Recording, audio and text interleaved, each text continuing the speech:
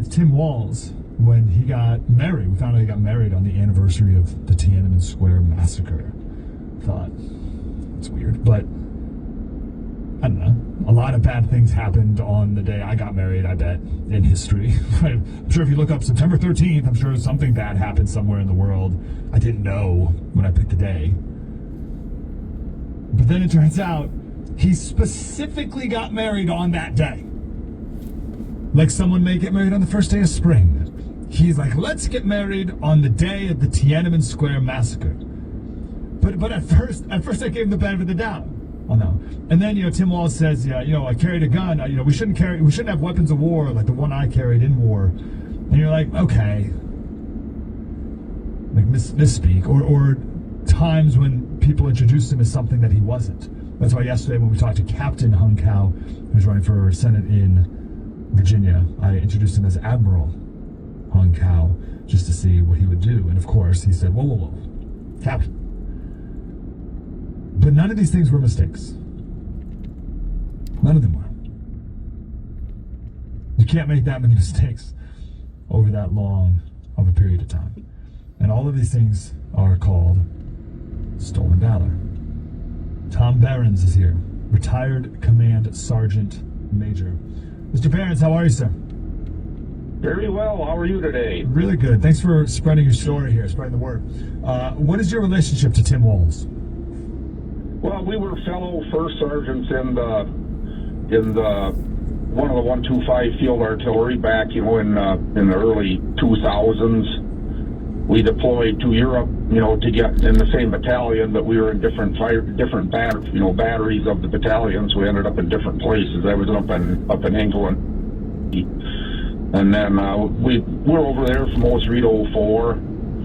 We got back, and then started drilling, and we were both E8s, so we both were in the run for an E9 position somewhere in the state, and then in the fall I got selected for a position, Sergeant Major position up in Davarty Division Artillery, and then he got selected as the acting Command Sergeant Major for one of the 125 Field Artillery. So what's the problem? What's your concern with Tim Walz? Well, the problem, is that over the course of the next few months, from 04 and 05, he did his job. I mean, he was acting Command Sergeant Major, going to drill, and then spring rolled around and a warning order came out, and then, it basically said the 1st Brigade Combat Team, which one of the 125 was under, was going to be deploying to Iraq, in the future. Sometime between now and in 2 years, I think maybe is how they put it at that point. And then 2 months later, he walked out the door and was gone. And there was nothing that really said he couldn't do that. It was just the wrong thing to do. I mean, technically, after you have 20 years, then you can retire anytime you want. But the timing was just suspicious, and he was gone, so it was like, well, he's gone. His name is struck from all records and all obelisks, and he was out of the unit, and nobody talked about him. And I got called to go, and I did, and and then he was campaigning for office, and he started that fall already. Actually, the elections in 06. And he was I'm retired Command Sergeant Major, just that was like the first thing he would say in his campaign half the time speeches, and it's like all of the Command Sergeant Majors that were in training were like, he is not one. I mean, he didn't finish the school that he. When you get selected to be in an E9 position, you sign a memorandum of understanding that you're going to finish the academy, United States Army Sergeant Major Academy. You're going to stay in 2 years after that, because the military's got a lot of money invested in you, which is taxpayers' money. And then if you don't do that, you basically get reduced to Master Sergeant, and that's where you're at. You are never given an opportunity ever again that I know of. I mean, if you're done with that, you're done. But he used the campaigning ruthlessly to trick the public into thinking he was higher ranked than he was. And and he got elected in '06, and we were in Iraq, and there was people over there that I was bound by the regulations that you can't speak out against somebody running for politics. So I kept my mouth shut, but I know one guy called him out on it, and put an article in the window in a paper back then, and called him out on lying, and then he threw out the whole thing. How dare you disrespect a fellow veteran, and that's against the rule. You shouldn't do that, and you owe me an apology. Just all this BS like that, and then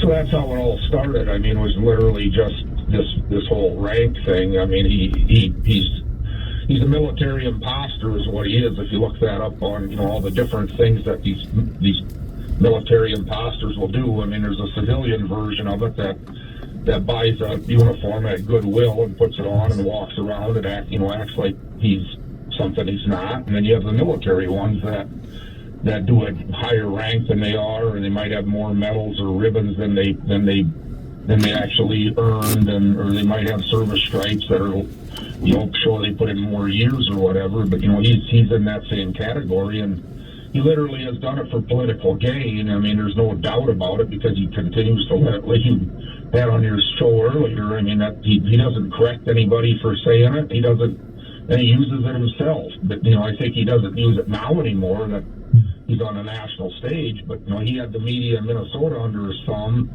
and he kind of kept the narrative going. What's the big deal? Who cares? Well, that's a valid point on the Democratic side. Like, yeah, who cares? But the whole thing is he's doing stolen valor for profit, basically, because profit and fame, and that's a bad thing to do to other soldiers that actually put in the time and actually did it. I mean, there's Command Sergeant Major I met in Iraq that died, got shot down.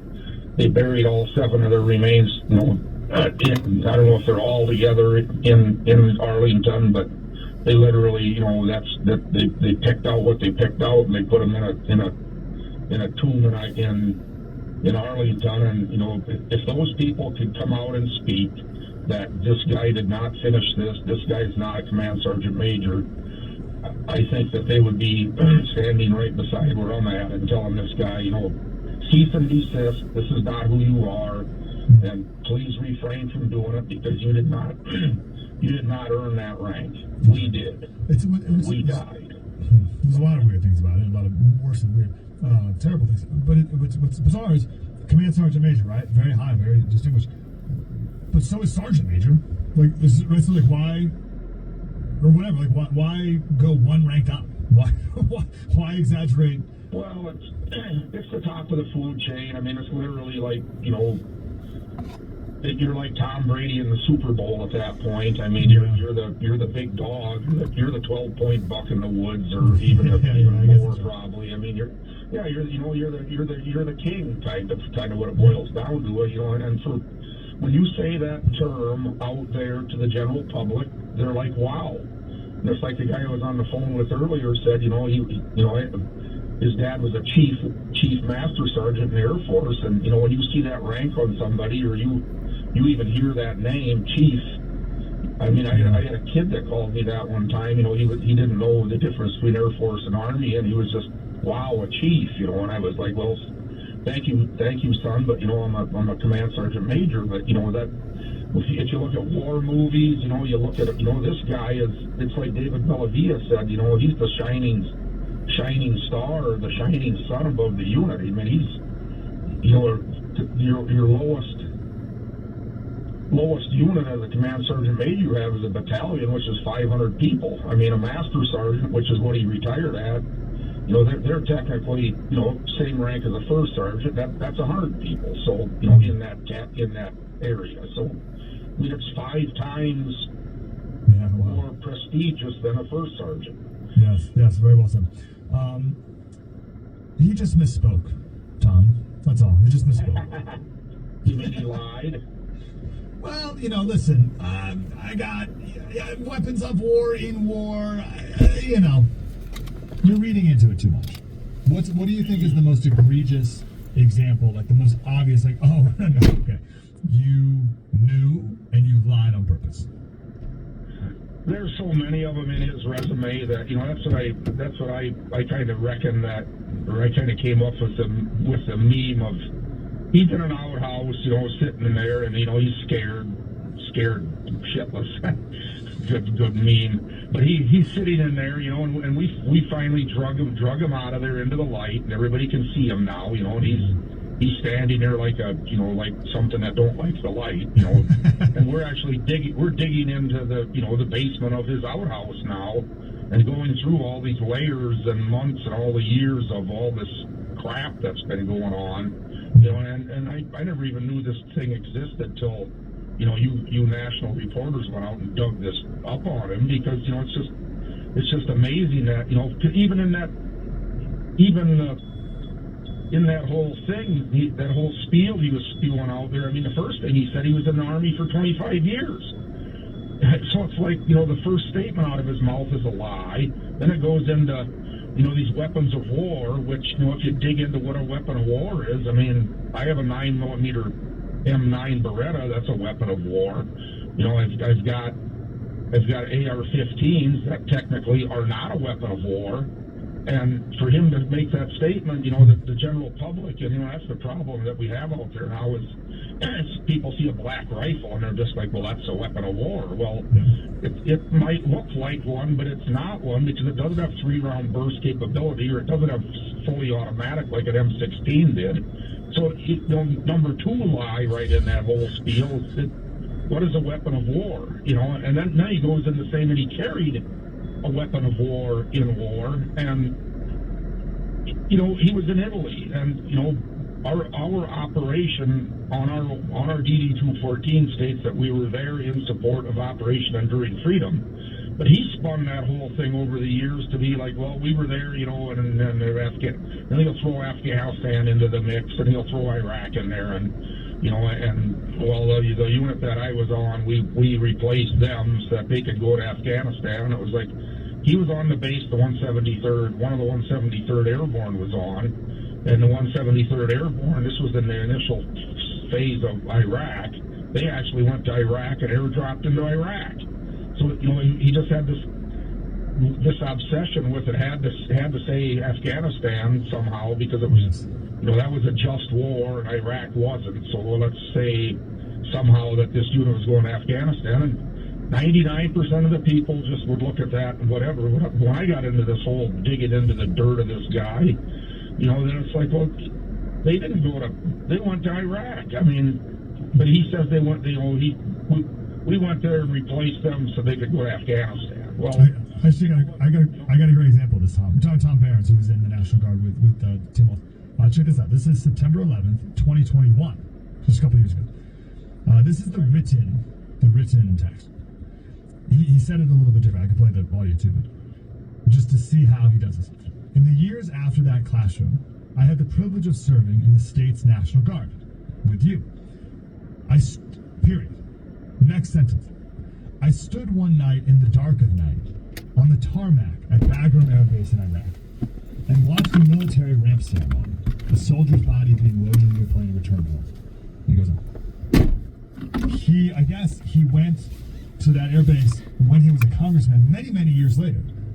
But he just smooshed it all into one thing, right? It's like classroom, served in National Guard in Iraq, or Bagram. Right. And it's like, if you don't know better, there's decades of time in between those things. He wasn't in Iraq as combat in National Guard. He was there as a congressman doing something. But he makes it all seem like one thing to the average person. Is that the trick? Well, exactly. And did he actually even do that? I don't even know. Yeah, I don't know. Someone was just trying to justify it. But also, Bagram's in Afghanistan, too. Some minor detail. Even look into see if he even went to Bagram. That's the first I've heard of it. You know, and I'm in his state. I mean, you'd think there would have been some big hoopla that he went over there. You know, I mean, hell, that was COVID time too, wasn't it? I don't. He said this in 2021. I don't know when he actually. Well, exactly, but I mean, but like you said, he morphs it all into this thing, and the general population they aren't going to pick the words apart and know that it was untrue. So, but like you just said there, basically, it looks like he was standing there at the wrap ceremony when they loaded a casket onto the plane. Yeah, I mean, as he was serving in the National Guard. But again, another idea of that all smushing together. Bagram's in Afghanistan, right? Yeah. Correct. Yeah. Yeah. So here he says Bagram Air Base in Iraq. So in his brain, he's so smushing everything together, he can't even keep it apart anymore. Okay? How about this? Do you think he? Well, he made the same thing on in a speech when we had our St. Barbara's Award ceremony one time, where he basically was, we had a Command Sergeant Major Baranek. He passed away when we were in Iraq. He was retired at that point, but he died, and his son was with us over in Iraq, and later when we had this, he was a congressman, so then they invited him to speak. I mean, not everybody knew he was a scumbag at that time, so they invited him as a congressman to speak, and then he mixed our names up. So every time he was talking about Command Sergeant Major Baranek, he said Barrett. And I'm like, well, I'm sitting here a lot. I didn't say anything, but it was just like, well, I'm here and I'm alive. I mean, but he was, he was missing his word. He misspoke then. I mean, that wasn't his speaking. But that's different than his eyes. So on that, do you think? Well, this is an interesting question. Do you think he knows how much he's lying, or in his mind, is it now kind of true? Well, I think he's, to me, I guess, analyzing the human mind. I mean, I can't read his mind, but, looking on it, I think he's lived a lie so long. That's right. That number one, I think he believes it. And number two, I think it's went on so long that his hole is so deep that there's no getting out of it, so he just lets it slide. And if anybody asks him, I mean, I've never got a straight response from him. I mean, I brought it out yesterday, come to Brewster, Minnesota, come to our Veterans Memorial, sit on one of the black granite benches we have in front of the bronze likeness of Kyle Miller, and you tell him why you quit, so that we can all hear what your response is, because he's never actually ever came out. He has said that he didn't run for Congress, which, that the civilians hear that, and they're like, well, that's honorable, but, that's not what the hell you do in the military. If you're in position, you go, and then you do whatever the hell you need to do on your back. I mean, that's what the Minuteman did when in the Revolutionary War. I mean, they had a minute to drop their plow and grab their rifle and go to war. And when they were done with war, they went back and they dropped their rifle and they picked up their plow again. I mean, that's what you do as a patriot. You don't, well, I think I'm just going to stop doing this and go run for Congress. That's BS. But that's his narrative, to spin something, that makes it sound like it's justified. And, and that's the thing, like you just said there. I mean, he's lied with, and listening to him speak, he literally is the king of the chameleon party, because he just, wherever he's at, he's the color of whatever that person's sleeve is, and whether it's the military veterans at the Capitol, or if it's the Indian tribes with the casinos, or he goes up to the mining area, he'll wear a mining t-shirt that states he's, we need mines in Minnesota, and he goes to the city and he gets down where the greenies are, and then he's like, no mines in Minnesota. Yeah, this actually ties in. That's absolute, just absolute. That's how they get to the top. Let me throw this for you. So, and I'm asking this again. I give benefit of the doubt to a fault. So in my mind, when I first heard this clip, I thought, okay, well maybe there's two different National Guards. I'm trying here, Tom. I'm trying to help people, because I don't want to be made. I don't want to look like a fool either. You know what I mean? Like, I don't want to be like, oh, he got in front of his skis attacking someone. He doesn't know what he's talking about. So I'm like, okay, maybe there's two National Guards. Maybe there's a National Guard that only stays at home, and maybe there's a National Guard that goes to Italy and Iraq and Afghanistan. And maybe he's speaking of her. This is during Black Lives Matter, and he was asked, why did you not deploy the National Guard to stop the rioting in Minneapolis? And here's what he said.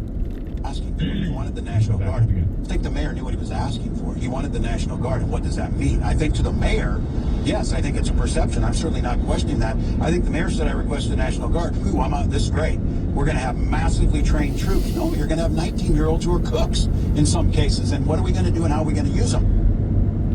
Are there two National Guards, or is he insulting the exact same National Guard that he was a member of? Oh, he's absolutely insulting him. He is delusional when he comes up with that. And maybe he just basically spewed out there what he feels himself is that he's incapable of doing anything if anybody calls him up. And that might be why he never went to begin with, is because, let's say, he got the call from Uncle Sam, and he maybe thought, I'm incapable of doing that. That's way over my head. I didn't join the Guard to go to war. I joined the Guard because my coach the defensive line in school and be a school teacher, and I'm not doing it. And maybe that's why he said it like that, well, everybody else is a lying traitor like me, and I'm going to get out of here. I got on the radio after that. I mean, that just disgusted me when I heard that. I had cooks, and every one of us trained the same. We all can, I mean, if some son of a bitch broke into my dining facility over there, my cook would have grabbed his M4 and mowed him down. And a 19-year-old one at that, probably 18 or 17. So here he is, disparaging the National Guard he served with, and basically saying that, well, the mayor, he don't know what the hell he's talking about. He's an idiot. He's abject failure, and he don't even know, he called the Guard up, whatever. I just talked to a lieutenant colonel last night that's a good, dear friend of mine, and he, like he said, when the riots went on back in, there was not the riots, but there was protests in Austin. We called it the pig wars, I think, or whatever it was, because it was a packing plan. But when that went on, you start out with the police, and the same thing could have happened in Minneapolis very easily. You got the police out there, the mayor, he's got his hand, he's side by side with the police chief, and police chief is like, this is getting kind of unruly. We need extra help. We need more bodies. And basically, the mayor says, I need the Guard. Well, the Guard, there's two Guard units up in the cities. I mean, that are MPs, and that's how it was in the old days. I'm not 100% positive now that there's two anymore after Clinton downsized everything in the 90s. But back then there was two of them, and one of them was more or less, one side of the city's police people that were in the Guard also, and then there was another one. So you had two full-size units up there that easily could have been called right then and started to help the police squelch the violence.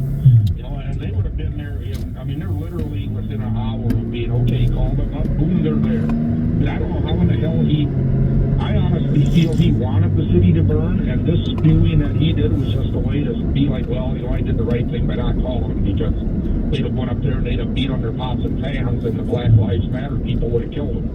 Or whatever the hell he had in his mind, but the MPs would have been there in an hour. And then he could have called, then, if I would have been governor, I would have said, okay, General, this is your department. You tell me what you want. You advise me what you want to do, and I'll let you run the show, because this is but not him. He's a narcissist, and he has to be in control of everything.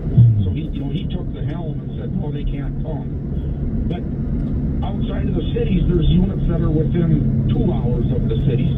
After the MPs were in place, those people would have flooded in there. The 6x6 trucks and whatever they would have hauled them in, buses, whatever, they'd have been streaming in there. Pretty soon the rats would have been running out of Minneapolis within hours.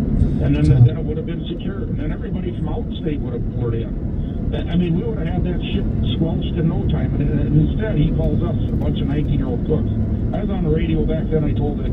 First thing I said was, here's a huge shout-out to all the 19-year-old cooks out there in Minnesota. That's right. Yeah, that Tom, was just a disgusting statement. Tom, we got to run right now, but just very, very quick.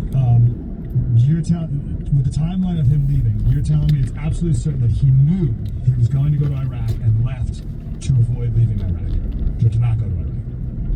Absolutely. If you dig out there, I think CNN even has it posted on there. He actually put a campaign statement out on March 20th. The morning order came out on the 17th, I believe, and his statement was March 20th. And he even says Iraq in there, that, whether I'm campaigning in Minnesota or Iraq, I'm still going to run. 2 months later, on May 17th or 16th, whatever the hell it was, 16th, I think, he pulled the plug and went out the door. He absolutely knew it was even in his words that he knew. 2 months later, he's gone. Tom Behrens, retired Command Sergeant Major. Tim Wilson. Keep spreading the word.